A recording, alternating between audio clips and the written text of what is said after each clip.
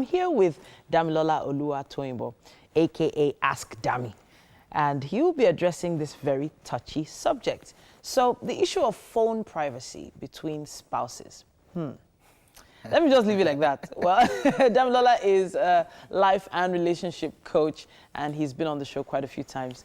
Welcome back to the studio. Thanks for having me again. Exciting to be here. Okay, are you really excited, or are you a bit worried that somebody is going to come for you after the show? Because I believe that somebody's going to find help, that will have better perspective, clarity, will be able to together reason, you know, and then possibly generate some good conversations on social media. Okay, so let's break down what we mean by phone privacy. Now, cell phones are a big part of our lives now. Let's say 15 years ago, it wasn't so. So it wasn't an issue. From your experience, what have you noted from couples you've counseled before? So one of the major things that we have, one of the major issues in counseling couples and helping them resolve some of the conflicts is trust. Okay. Now, because trust is the glue that holds relationships together. When trust is lost, then the bond is lost. I also see trust as the lubricant that makes things easy. And so people say things like, why does he always have passwords on his phone? He goes away there, he makes the phone call by himself, and I'm wondering who's he speaking to. So it's quite a big issue between, for the women as well as the men. And there are the issues around passwords. Should I use passwords or not? Should I hold every conversation within earshot? Or are there certain things that I should separate? And for me, there is no one size fits all. All right, so now let's speak from the men's perspective. You're a man. Do you have a password on your phone? Right now, no. Right now, no. Okay, so is there a particular reason for that? Was there a conversation that led to that? I haven't seen the reason why I should, and it's not just about my wife. Right. Now, conversely, I have a password on my iPad.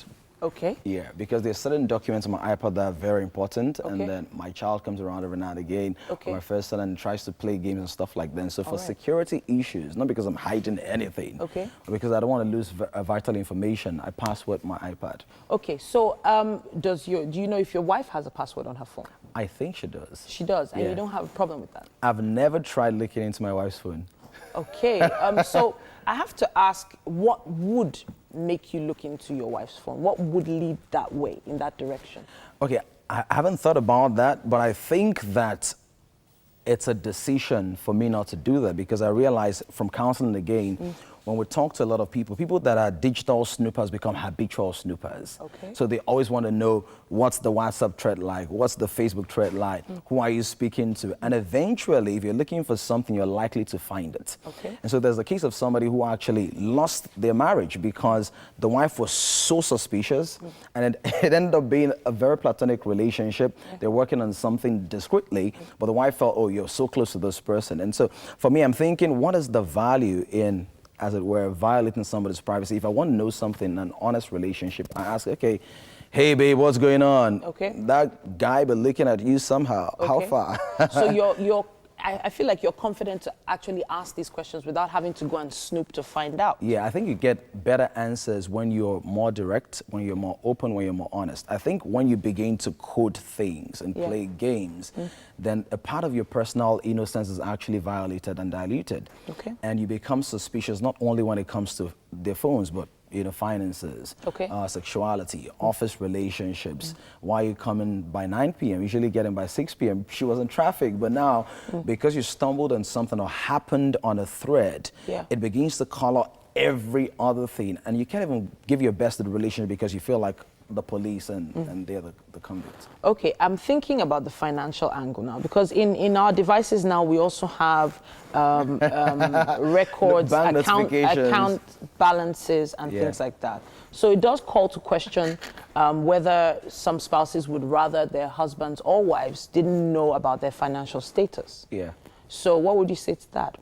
I mean, there are cases where if your wife knows what you're earning, she's going to be like, and we're living in this kind of house. How come you have this money and the children are not going on vacation and all of that?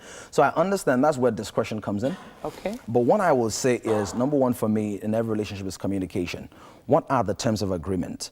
Now, as you begin to grow and build, what have you decided to disclose when, where, and how? I was counseling somebody yesterday and I said to her, you know what, if you're going to salvage this relationship, you need to have an honest conversation and say to your partner, I want to help you, I want to be honest, but I'm not sure you can handle it. Okay. Because what happens many times is not that people are habitual liars, but they're not sure we can handle the weight of the truth. Okay. If we're to share them. So you want to have those conversations and say, okay, there are things to be said, but I'm not sure you can handle, you know, maybe sometimes it's not about having so much money, it's about running into debts, really. Okay. And I'm not sure you can handle knowing I'm minus 3 million naira rich, or I'm minus 30 million naira rich. You might just faint or something. So have the honest conversation and create a safe space.